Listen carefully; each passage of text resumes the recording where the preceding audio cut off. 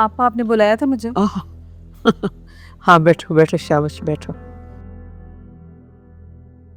अरे आज तुम कमरे से बाहर नहीं आई, मुझे तो फिक्र हो गई थी कि इतनी देर तक तो सोती नहीं आप। बस आपा, बीपी हाई हो रहा था, तबीयत ठीक नहीं थी, इस वजह से सारी रात सो नहीं सकी।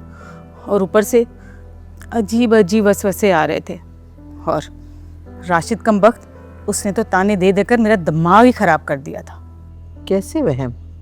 और ताने क्या दे रहा है राशिद?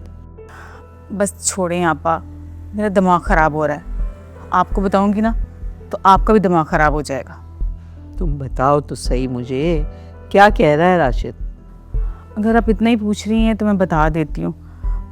वो राशिद कह रहा था कि तुमने शब्बू की शादी तो कर दी, लेकिन आगे न जाने क्या होगा। और ये भी कह रहा था कि हमारी कम उम्र और खूबसूरत बहन को एक शादीशुदा मर्द के साथ ब्याह दिए। नुसरत खाला और सबीन तो अच्छी हैं, लेकिन शबनम है तो उसकी दूसरी बीवी ना।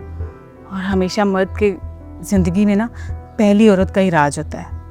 ऐसा नहीं सोचते शहनाज, मेरी सबीन बहुत अच्छी बच्ची है।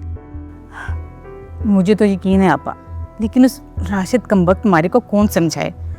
और वैसे भी सच पूछे ना, जब से उसने कहा मुझे भी वहम आ रहे हैं आपा।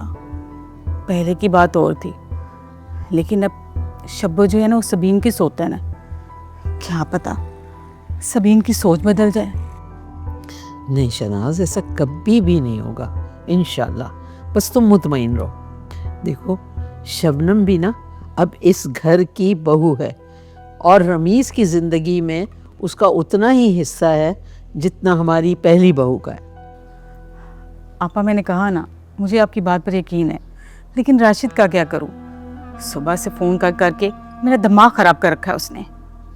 कह रहा था इस बात की क्या ज़मानत है कि शब्बों की हक तलफी नहीं होगी।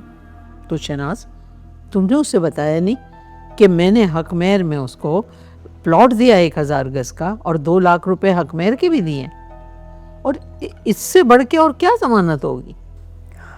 आपा वो बात तो ठीक है, लेकिन हक महर दिया तो नहीं ना, और ना ही प्लॉट नाम किया। ये तो बस ज़ुबानी कलामी बातें हैं ना। मैं रमीज़ से कह दूंगी, वो हकमेर की रकम भी दे देगा।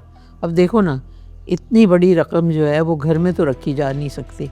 और देखो, मैं अपने वादे से बिल्कुल मुकरूंगी नहीं। अब कानूनी कार्रवाइयाँ भी तो होती हैं ना, बस रजिस्ट्री के लिए दिया है, जैसे ही रजिस्ट्री मुकम्मल होगी मैं कागजात तुम्हारे हवाले कर दूंगी। और शहनाज, अभी तो निकाह को सिर्फ 24 घंटे हुए, 24 साल थोड़ी हो गए जो इतनी बेचैनी है।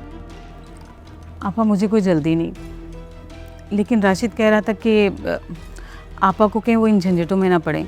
कागजात मुझे दे दे, मैं खुद ट्रांसफ़र करवा दूंगा।